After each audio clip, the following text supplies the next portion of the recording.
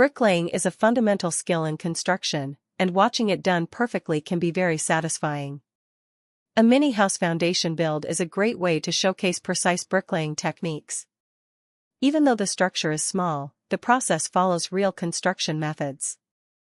The project begins with selecting a suitable location.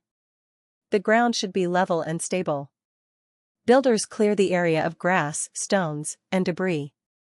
A clean site ensures better accuracy during construction. After cleaning, the layout of the mini house is marked. Measuring tools are used to ensure correct dimensions. Wooden stakes and string lines outline the foundation area. This step is known as setting out the building.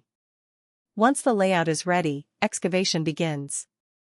A shallow trench is dug along the outline. The trench will hold the foundation base. The bottom of the trench is leveled carefully. A firm base supports the structure above. Gravel may be added to improve drainage.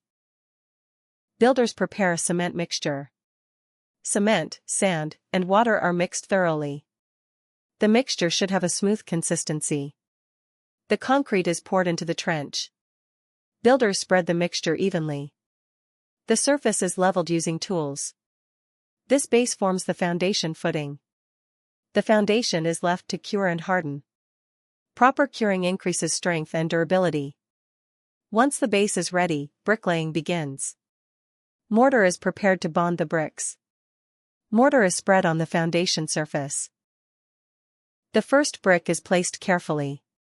The first row is crucial for alignment. Builders use a level to ensure straight placement.